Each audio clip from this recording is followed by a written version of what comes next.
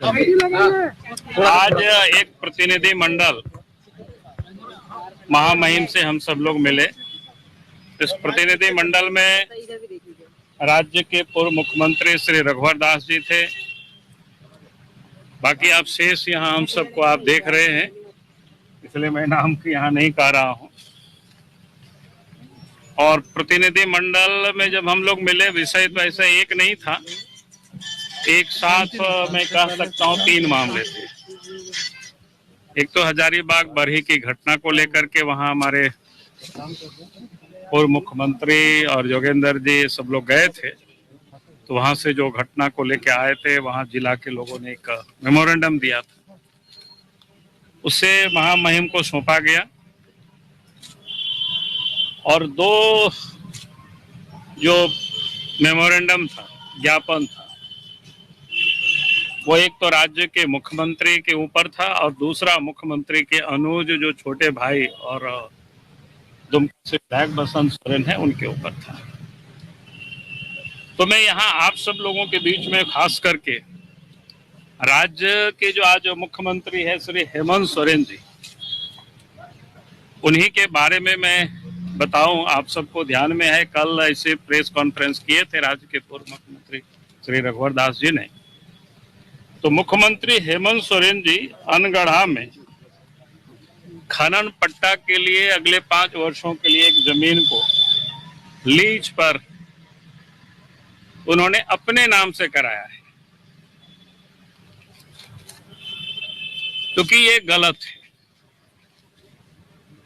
भारत सरकार का गृह मंत्रालय का कोड ऑफ कंडक्ट है, या उसको आचार संहिता कह सकते हैं। लोक सेवक और मंत्री, चाहे वो भारत सरकार के मंत्री हो या राज्य सरकार के मंत्रीगण हो या मुख्यमंत्री हो, सबके ऊपर ये लागू होता है। लेकिन उसका इन्होंने उल्लंघन किया है। उसका उल्लंघन करते हुए उन्होंने अपने नाम से खनन पट्टा के लिए लीज को उन्होंने आवंटित कराया है। ये साथ ही भ्रष्टाचार निवारण अधिनियम जो 1988 के तहत ये आपराधिक कृत ये माना जाएगा, क्योंकि मुख्यमंत्री जी अपने फायदे के लिए, वो राज्य के मुख्यमंत्री भी है और खान को जो उन्होंने आवंटित कराया, खनन विभाग के भी वो मंत्री, अर्थात अपने फायदे के लिए पद का उन्होंने दुरुपयोग किया है। अर्थात भ्रष्टाचार निरोधक कानून के तहत ये दंडनीय अपराध है। फिर आईपीसी का भी ये उल्लंघन है, क्योंकि स्पष्ट रूप से राज्य के जो मुख्यमंत्री होते हैं वो सरकारी सेवक होते हैं, और ये जो जमीन है सरकारी जमीन है, और फिर मुख्यमंत्री अपने नाम से या खान मंत्री अपने नाम से ही वो आवंटित करे और वो लीज ले, ये बिल्कुल गैर कानूनी है। फिर ये लोक प्रतिनिधित्व अधिनियम है, धारा 9 और संविधान के अनुच्छेद 191E का भी वो उल्लंघन है। आप जरा ये सोचिए, इन्होंने हर जगह जितनी भी मापदंड होते हैं आचरण की, इन्होंने उसका खुल्लम खुल्ला, जिसको कहते हैं, उल्लंघन किया है। इसलिए लोक सेवक होने के नाते इन्होंने उल्लंघन किया, इन्होंने आपराधिक कृत्य किया है।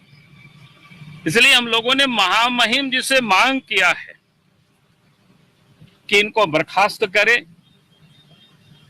अपनी शक्ति का उपयोग करे और इनके ऊपर आपराधिक जो मुकदमे है वो चलाना चाहिए, क्योंकि कोई छोटा मोटा ये मामला नहीं है। और लोग कहते हैं बड़े मियाँ तो बड़े मियाँ, छोटे मियाँ भी सुभान अल्लाह। आप सबको ध्यान में है कि पाकुड़ जिला के महेशपुर में ग्रैंड माइनिंग माइंस एक शायद 100 एकड़ ऐसे कोई जमीन एक ग्रैंड माइनिंग कंपनी है उनके नाम से लिया गया। उस कंपनी में डायरेक्टर उनके छोटे भाई कोई बच्चा जानता है।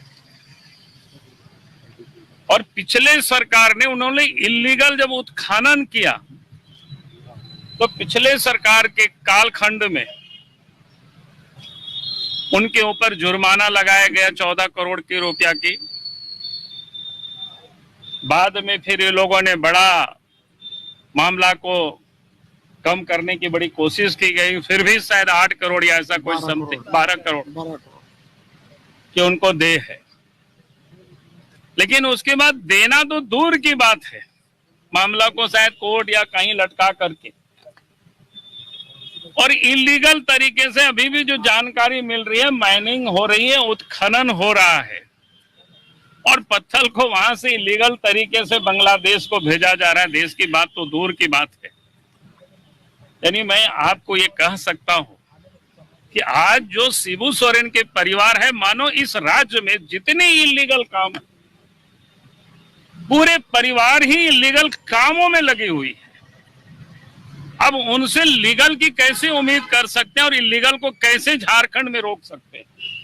और आज इसलिए आप झारखंड में चारों तरफ आप देखते हैं लूट मची हुई है। खुद भी लूट रहे हैं, लूटवा भी रहे हैं, चाहे वो खनिज हो, चाहे वो जमीन हो, चाहे वो लघु खनिज हो, चाहे बृहद खनिज हो।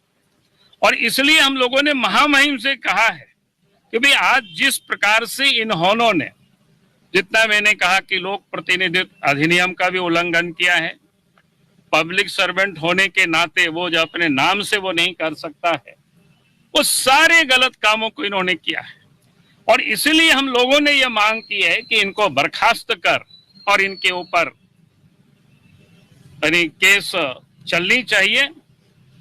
महामहिम ने हम सब लोगों की बातों को ध्यान से सुना है और उन्होंने कहा है कि जो कानूनी राय या बाकी जो होता है उनको करने की वो करेंगे। और इसी काम के लिए आज हम सब लोग महामहिम से मिले थे। चलो, बहुत बहुत धन्यवाद।